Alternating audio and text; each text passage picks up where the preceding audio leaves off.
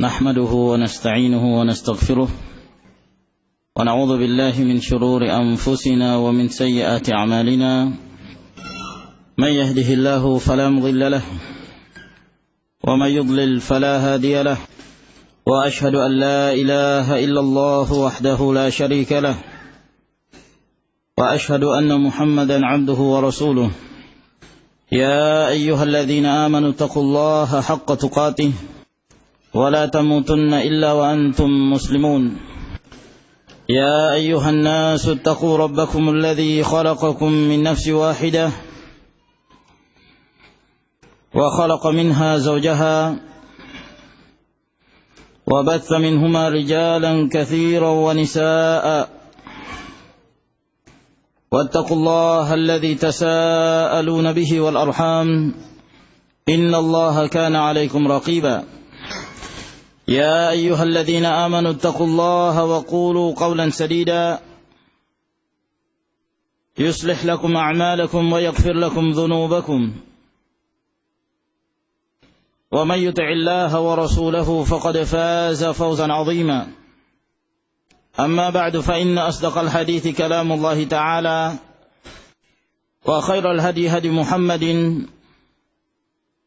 صلى الله عليه وعلى آله وسلم وشر الأمور محدثاتها فإن كل محدثة بدعة وكل بدعة ضلالة وكل ضلالة في النار. معاشر المسلمين والمسلمات رحمكم الله. Walhamdulillah, pada malam hari ini kita dapat kembali melanjutkan pengajian kita dari pembahasan kitab Sahih Al-Imam Al-Bukhari rahimahullahu ta'ala. Dan pada pertemuan yang lalu kita telah membacakan hadis yang menjelaskan tentang al-jihad minal iman. Berjihad termasuk di antara yang menyempurnakan keimanan. Di mana Rasulullah sallallahu alaihi wasallam menjelaskan tentang keutamaan seorang yang keluar di jalan Allah tabaraka wa taala. Dia keluar untuk berjihad dengan niat untuk meninggikan kalimat Allah subhanahu wa taala. Maka dia akan diberikan kemuliaan oleh Allah subhanahu wa ta'ala. Apakah di saat hidupnya ataukah dia meninggal dalam pertempuran. Apabila dia hidup, maka dia hidup dalam keadaan mulia. Dan dia kembali dengan membawa ghanimah, harta rampasan perang. Dan apabila dia mati, maka dia mendapatkan kemuliaan dari Allah subhanahu wa ta'ala yang dicatat sebagai syahid di sisi Allah tabaraka wa ta'ala dengan niat al-iman wa tasdiq, keimanan dan membenarkan para rasul yang diutus oleh Allah subhanahu wa ta'ala. Karena mulianya orang yang terbunuh dalam peperangan di jalan Allah subhanahu wa ta'ala, sampai-sampai Rasulullah sallallahu alaihi wasallam berkeinginan untuk terbunuh berkali-kali dalam jihad. Terbunuh, kemudian hidup lagi, kemudian terbunuh lagi, kemudian hidup lagi. Disebabkan karena keutamaan seorang yang meninggal yang mendapatkan kemuliaan di sisi Allah subhanahu wa ta'ala. Kita melanjutkan kembali ke bab yang berikutnya. Berkata al-Imam Abu Abdullah Muhammad bin Ismail bin Ibrahim ibn al-Mughirah ibn Bardizbah al-Ju'fi maulahum al-Bukhari rahimahullahu ta'ala. Bab tatawwu'u qiyami Ramadhan minal iman. tatawwu' maknanya adalah nawafil, melaksanakan salat-salat sunnah, melakukan ibadah-ibadah sunnah. Tatawwu' qiyam Ramadan, maka melakukan amalan-amalan sunnah pada saat berdiri dalam melaksanakan salat di bulan Ramadan minal iman.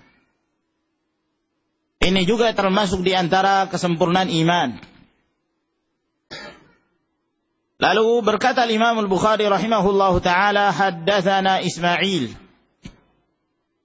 telah memberitakan kepada kami Ismail, dan beliau adalah Ismail bin Abi Uwais Al-Asma'i rahimahullahu taala, keponakan dari Al-Imam Malik bin Anas. Ismail bin Abi Uwais Al-Asbahi adalah merupakan anak dari saudara perempuannya Al-Imam Malik. Dan beliau banyak meriwayatkan hadis-hadis dari Al-Imam Malik rahimahullah. Qala haddatsani Malikun. Beliau berkata, telah memberitakan kepadaku Malik bin Anas, Abu Abdullah, Imam Daril Hijrah, imamnya Masjid Nabawi, rahimahullahu taala. Beliau adalah salah seorang imam di antara imam ahli sunnah wal jamaah. Dan beliau memiliki riwayat-riwayat hadis yang dikumpulkan dalam kitab beliau yang berjudul Al-Muwatta. Dan sebagian para ulama menjelaskan sebab penamaan Al-Muwatta dari kitabnya Imam Malik rahimahullah. Di antara para ulama ada yang menjelaskan bahwa pada saat Al-Imam Malik rahimahullah mengarang kitabnya tersebut, maka diperlihatkan kepada ulama yang ada di zamannya. Setelah mereka membacanya, maka mereka pun setuju. Maka dinamakanlah Al-Muwatta, yang artinya yang telah disepakati, yang telah disetujui. Ini salah satu sebab yang disebutkan oleh para ulama dari penamaan Al-Muwatta. Dan kitabul Muwatta adalah kitab yang masyhur, karya Al-Imam Malik rahimahullahu ta'ala. Pada saat beliau mengarang kitab tersebut, maka di zamannya sempat muncul beberapa kitab-kitab yang lain yang juga diberi nama Al-Muwatta. Sehingga hal ini menyebabkan sebagian dari murid Imam Malik ada yang mengadukan hal tersebut kepada Imam Malik, bahwa di sana ada muwatta yang lain yang selain engkau tulis. Namun Al-Imam Malik rahimahullahu taala dengan tenangnya menjawab, ma kana lillahi yabqa. Apa yang diamalkan karena Allah Subhanahu wa taala, maka itulah yang kekal. Apabila seorang menulis dan dia menulis dengan tujuan lillah, mengharapkan keridhaan Allah Subhanahu wa taala, maka itulah yang kekal dan itulah yang bermanfaat bagi manusia. An Ibn Shihab, dari Ibn Shihab, Muhammad bin Muslim bin Ubaidillah bin Abdullah Ibn Shihab Abu Bakar Az-Zuhri, termasuk di antara imamnya Ahlul Madinah pada zamannya. An Humaid ibn Abdurrahman, dari Humaid bin Abdurrahman bin Auf Al-Qurashi Az-Zuhri Al-Madani. Maka dampak dari sanad hadis ini bahwa seluruh perawi hadis ini mereka adalah orang-orang yang berasal dari Madinah. An Abi Hurairah, dari Abu Hurairah radhiyallahu taala anhu, sahabiyun masyhur, sahabat yang masyhur yang senantiasa bermulazamah kepada Nabi sallallahu alaihi wasallam setelah beliau menjadi seorang muslim. Dan beliau demikian semangatnya menuntut ilmu hadis dan mengumpulkan hadis-hadis Rasulullah sallallahu alaihi wasallam. Dan tidaklah mengherankan dalam waktu 3 sampai 4 tahun beliau bersama Rasulullah sallallahu alaihi wasallam, namun beliau menjadi sahabat yang terbanyak dalam meriwayatkan hadis-hadis dari Rasulullah sallallahu alaihi wasallam. Karena semangatnya beliau dalam menuntut ilmu. Dalam hadis yang diriwayatkan oleh Imam Al-Bukhari rahimahullahu taala, suatu ketika Abu Hurairah bertanya kepada Rasulullah sallallahu alaihi wasallam, "Ya Rasulullah, man as'adun nasi bi syafa'atika yaumal qiyamah?" Wahai Rasulullah, siapakah manusia yang paling berbahagia mendapatkan syafaatmu pada hari kiamat? Mendengarkan pertanyaan ini, maka Rasulullah sallallahu alaihi wasallam mengatakan, "Laqad dhanantu ya Abu Hurairah alla yas'alani an hadzal hadits ahadun qablak lima ra'aituka min hirsika 'alal hadits." Aku telah menyangka wahai Abu Hurairah bahwa tidak seorang pun yang akan bertanya dengan pertanyaan ini sebelum engkau, disebabkan karena aku melihat engkau sangat bersungguh-sungguh untuk menimba ilmu hadis. Lalu beliau menjawab pertanyaan Abu Hurairah radhiyallahu taala anhu, "Man as'adun nasi bi syafaati yaumil qiyamah man qala la ilaha illallah khalisan min nafsihi aw qalbihi." Manusia yang paling berbahagia mendapatkan syafaatku pada hari kiamat adalah yang mengucapkan la ilaha illallah murni dari dirinya atau dari hatinya. Anna Rasulullah sallallahu alaihi wasallam qala, bahwa Rasulullah sallallahu alaihi wasallam bersabda, "Man qama Ramadhana," barang siapa yang berdiri di bulan Ramadan. Yang dimaksud berdiri di sini adalah berdiri dalam melaksanakan ibadah. Dan yang dimaksud adalah mengamalkan amalan-amalan sunnah. Salat sunnah seperti salatul lail yang manusia menyebutnya dengan istilah salatul tarawih. Barang siapa yang berdiri pada bulan Ramadan imanan wahtisaban, dengan keimanan dan mengharapkan keridhaan Allah Subhanahu wa taala, ghufira lahu ma taqaddama min dhanbih, maka diampuni baginya apa yang telah lalu dari dosa-dosa yang pernah dia kerjakan. Lalu berkata Imam Al-Bukhari rahimahullah, babun shaumu Ramadhan ihtisaban minal iman. Bab berpuasa di bulan Ramadan ihtisaban, dengan mengharapkan keridhaan Allah Subhanahu wa taala, ini termasuk dari keimanan, yakni dari yang menyempurnakan iman. Lalu Al-Imam Al-Bukhari berkata, haddatsana Ibnu Salam, Muhammad bin Salam Al-Bikandi Al-Bukhari rahimahullahu taala,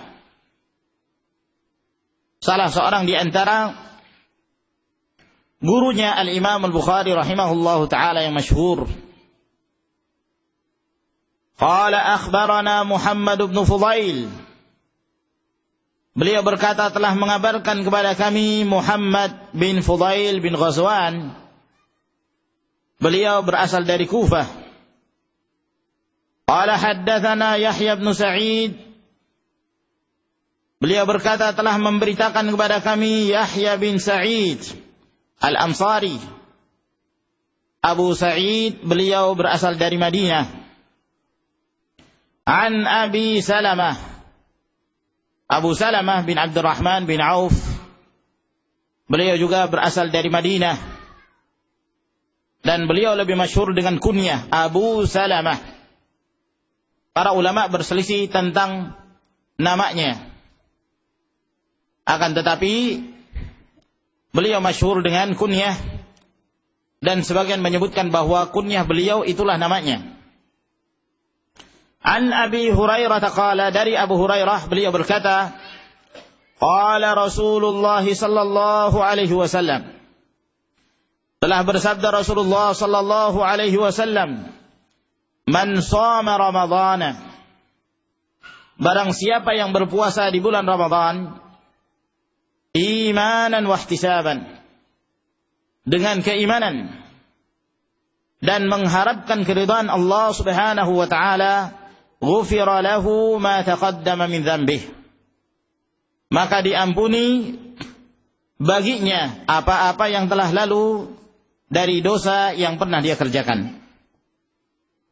Hadis-hadis ini ma'asyiral muslimin rahimakumullah, kita melihat hadis yang diriwayatkan oleh Abu Hurairah radhiyallahu taala anhu, yang disebutkan oleh Imam Al-Bukhari rahimahullah dalam Kitabul Iman ini, 3 hadis yang mirip. Walaupun terjadi perbedaan, namun yang zahir bahwa keutamaan masing-masing disebutkan oleh Rasulullah sallallahu alaihi wasallam dengan keutamaan yang sama, yaitu diampuni segala dosa yang pernah dia kerjakan. Hadis Abu Hurairah yang dahulu yang pernah kita baca, man yakum lailatul qadri imanan wa ihtisaban, barang siapa yang bangun berdiri salat pada malam Lailatul Qadar dengan iman dan mengharapkan keridhaan Allah. Kemudian pada riwayat yang kita baca tadi tentang melaksanakan salatus sunnah secara mutlak, man qama Ramadan, barang siapa yang berdiri melaksanakan salatus sunnah di bulan Ramadan. Dan riwayat yang ketiga menjelaskan tentang keutamaan berpuasa, man shoma Ramadhana imanan wa ihtisaban ghufira lahu ma taqaddama min dzambih, barang siapa yang berpuasa dengan iman dan mengharapkan keridhaan Allah tabaraka wa taala, maka diampuni baginya apa yang telah lalu dari dosa-dosanya. Ketiga riwayat ini semuanya menjelaskan tentang al-mukaffirati lidz-dzunub, perkara-perkara yang dapat menghapuskan dosa. Diampuni apa yang telah lalu dari dosa-dosa yang pernah dia kerjakan. Dan telah kita bahas pada pertemuan yang lalu tentang apakah dosa-dosa yang diampuni oleh Allah Subhanahu wa taala ini adalah dosa yang secara umum mencakup dosa kecil, demikian pula dosa besar, ataukah dosa-dosa yang diampuni oleh Allah Subhanahu wa taala tersebut hanyalah dosa-dosa kecil saja. Adapun dosa besar maka tidak diampuni oleh Allah Subhanahu wa taala kecuali dengan taubah. Bertaubat dengan sebenar-benarnya taubat. Terjadi 2 pendapat dalam hal ini di kalangan para ulama, dan telah kita jelaskan bahwa yang rajih dari penyebutan dosa-dosa yang dihapuskan oleh Allah Subhanahu wa taala adalah dosa-dosa kecil. Berdasarkan hadis yang diriwayatkan oleh Imam Muslim dari hadis Abi Hurairah radhiyallahu taala anhu, di mana Rasulullah sallallahu alaihi wasallam bersabda, as-salawatul khams wal jumu'atu ila al-jumu'ah wa Ramadhan ila Ramadhan mukaffiratun lima bainahunna idza jtunibatil kaba'ir. Antara salat 5 waktu dan antara Jumat menuju Jumat yang berikutnya dan antara Ramadhan menuju Ramadhan yang berikutnya adalah penghapus dosa-dosa apabila ditinggalkan dosa-dosa besar. Apabila ditinggalkan dosa-dosa besar. Maka ini menunjukkan bahwa persyaratan diampuni dosa-dosa tersebut apabila dia meninggalkan dosa-dosa besar. Sebab dosa besar tidak diampuni oleh Allah Subhanahu wa taala kecuali dengan bertaubat dengan sebenar-benarnya taubat. Menyesali apa yang pernah dia lakukan. Dan dia bertekad untuk tidak lagi melakukan perbuatan tersebut. Dan dia benar meninggalkan perbuatan itu dan tidak akan kembali kepadanya. Dan di sini disebutkan tentang keutamaan seorang yang beribadah sunnah. Termasuk di antaranya adalah salatul lail. Di antara sunnah Rasulullah sallallahu alaihi wasallam yang beliau ajarkan kepada umatnya adalah menghidupkan malam-malam Ramadan. Bahkan dianjurkan untuk melaksanakannya secara berjamaah. Dan ini bukanlah perkara bid'ah. Bukanlah perkara bid'ah. Di luar bulan Ramadan, salatul lail boleh dikerjakan sendirian, boleh pula dikerjakan secara berjamaah. Namun kebanyakan dari keadaan Rasulullah sallallahu alaihi wasallam di luar bulan Ramadan, beliau mengerjakan salatul lail sendirian. Dan beliau tidak melakukan jamaah kecuali yang lainnya mereka mengikutkan diri mereka sendiri, menjadi makmum di belakang Rasulullah sallallahu alaihi wasallam. Pada asalnya beliau salat sendirian. Seperti yang pernah terjadi ketika Rasulullah sallallahu alaihi wasallam bermalam di rumah istrinya Maimunah bintul Harith. Dan pada waktu itu Abdullah bin Abbas termasuk yang bermalam di rumah tersebut. Maka Rasulullah sallallahu alaihi wasallam bangun di malam hari. Beliau melihat bahwa mereka telah tertidur, maka beliau pun mendatangi tempat berwudu. Dan kebiasaan Nabi sallallahu alaihi wasallam, perbuatan yang pertama yang dikerjakan oleh beliau pada awal kali bangun di malam hari adalah bersiwak, membersihkan gigi beliau. Kemudian setelah itu beliau pun siap untuk berwudu. Setelah itu beliau pun melaksanakan salatul lail. Dan ternyata Abdullah bin Abbas radhiyallahu taala anhuma memperhatikan apa yang dilakukan oleh Rasulullah sallallahu alaihi wasallam. Ketika Rasulullah memulai salatnya, maka beliau berdiri, juga mengambil air wudu. Setelah beliau berwudu, beliau pun bermakmum bersama Rasulullah sallallahu alaihi wasallam. Namun beliau berdiri di sebelah kirinya Nabi alaihi salatu wasallam. Ketika Abdullah bin Abbas berdiri di sebelah kiri, maka diambil kepalanya, dalam riwayat yang lain diambil telinganya, lalu diarahkan ke sebelah kanannya Rasulullah sallallahu alaihi wasallam. Yang menunjukkan bahwa kalau salat berdua, yang satu imam dan yang satu makmum, yang sunnah yang diajarkan oleh Nabi sallallahu alaihi wasallam bagi makmum adalah berdiri sejajar di sebelah kanan imam. Berdiri sejajar di sebelah kanan imam, ya, tidak maju dan tidak mundur, tapi sejajar dengan imam. Sebagaimana yang telah diajarkan oleh Rasulullah sallallahu alaihi wasallam kepada Abdullah bin Abbas radhiyallahu taala anhuma. Maka ini salat yang dikerjakan oleh Nabi alaihi salatu wasallam di luar bulan Ramadan. Beliau tidak begitu bersemangat untuk menghidupkannya secara berjamaah. Namun berbeda pada bulan Ramadan, beliau keluar menuju masjid sehingga diikuti oleh para sahabat. Pada malam yang kedua beliau keluar menuju masjid, dan semakin banyak jumlah para sahabat yang salat di belakang beliau. Pada malam ketiga beliau enggan untuk keluar, dalam keadaan jumlah para sahabat yang hendak ikut semakin banyak.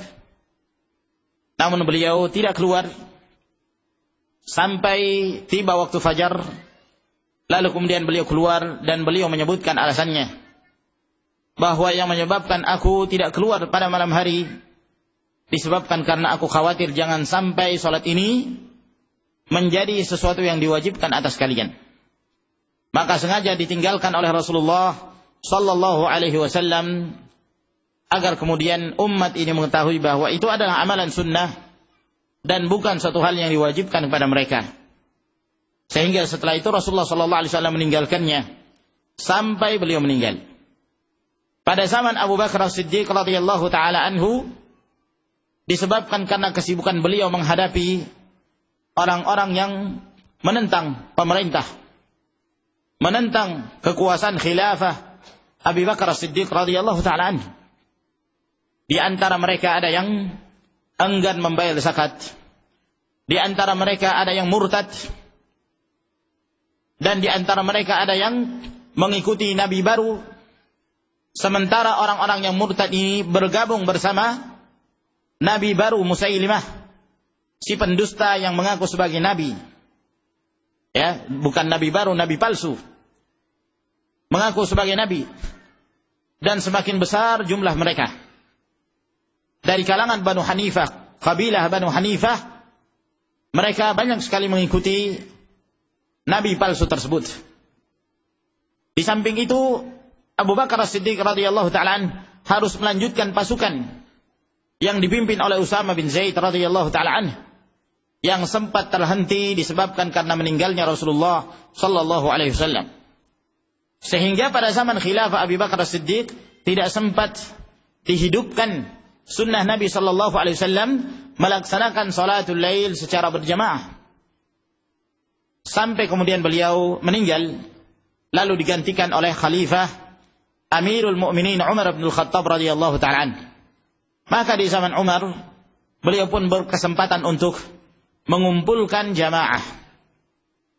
Tatkala beliau melihat di masjid kaum muslimin terpencar-pencar dalam melaksanakan salatul lail, maka beliau pun mengumpulkan mereka dengan satu imam, yaitu Ubay bin Ka'ab radhiyallahu ta'ala anhu, yang menjadi imam dalam memimpin mereka dalam salatul lail. Maka di saat itulah Abu Bakar As-Siddiq radhiyallahu ta'ala anhu, Umar bin Al-Khattab radhiyallahu ta'ala anhu mengatakan, ni'matil bid'atu hadhih. Ini adalah sebaik-baik bid'ah. Ini adalah sebaik-baik bid'ah. Yang dimaksud oleh Umar bin Al-Khattab radhiyallahu ta'ala anhu, bentuknya seperti perbuatan bid'ah. Kenapa? Karena saking lamanya. Di zaman Abu Bakar As-Siddiq tidak dikerjakan. Di zaman Rasulullah sallallahu alaihi wasallam ditinggalkan oleh Nabi alaihi salatu wassalam karena khawatir akan menjadi sesuatu yang diwajibkan kepada mereka. Sehingga Umar bin Al-Khattab radhiyallahu ta'ala anhu mengucapkan perkataan beliau ini, ni'matil bid'atu hadhi. Seperti perkara bid'ah yang baru karena sekian lama tidak dikerjakan, tapi ini adalah sebaik-baik bid'ah karena memang ini adalah termasuk dari sunnah Rasulullah sallallahu alaihi wasallam yang tidak sempat dihidupkan pada zaman Abu Bakar As-Siddiq, maka dihidupkanlah pada zaman Umar bin Al-Khattab radhiyallahu ta'ala. Sehingga tidak ada hujjah bagi mereka yang berhujjah dengan perkataan Umar bin Al-Khattab bahwa di sana ada yang dinamakan bid'atul hasanah.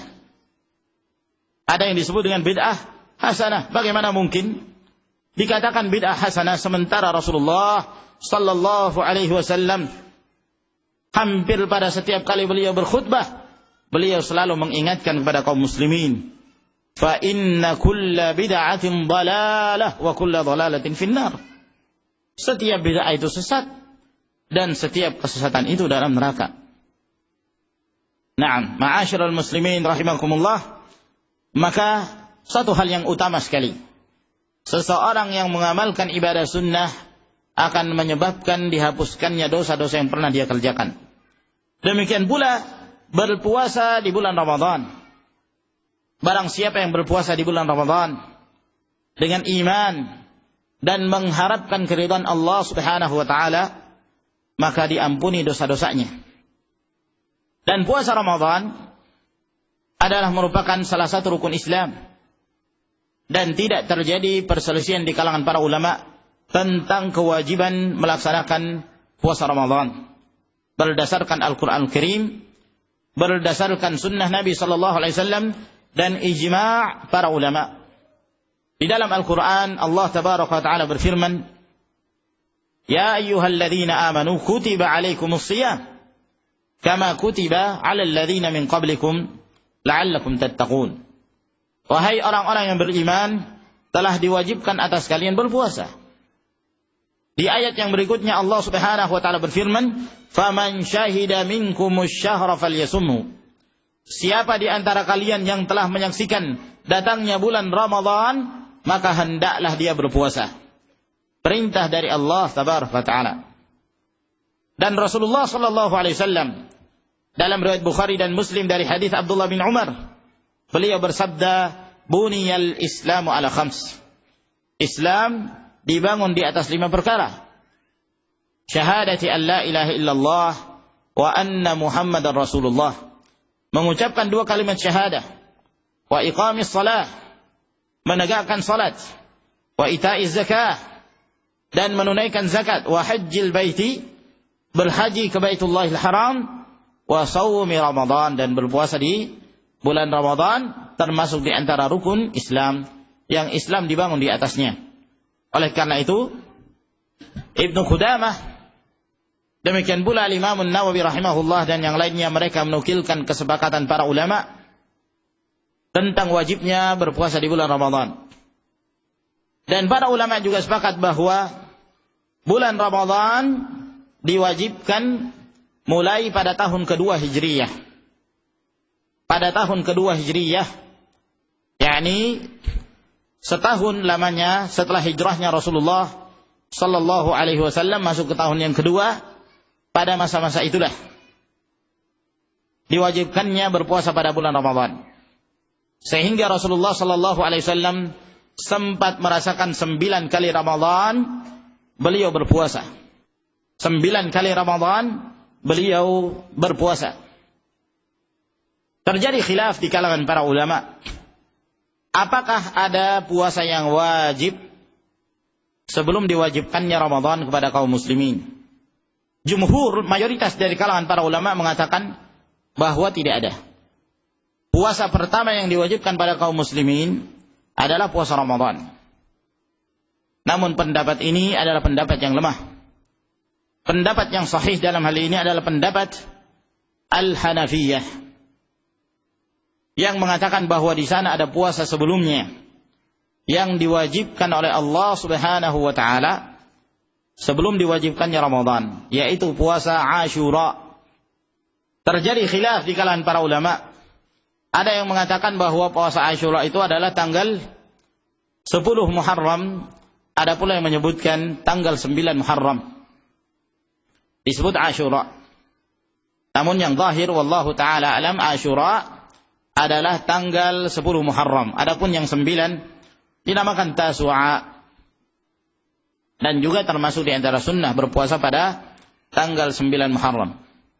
Nah, ma'asyiral muslimin rahimakumullah, puasa Asyura ini adalah puasa yang pernah diwajibkan oleh Allah Subhanahu wa taala kepada umat ini sebelum puasa Ramadan.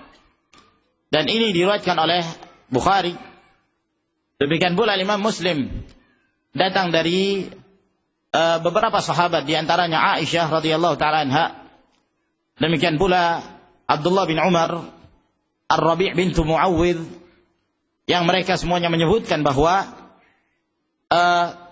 Rasulullah sallallahu alaihi wasallam ketika melihat orang-orang jahiliyah mereka berpuasa pada hari itu, pada hari Asyura, maka Rasulullah sallallahu alaihi wasallam mengatakan bahwa kita lebih berhak berpuasa pada hari itu.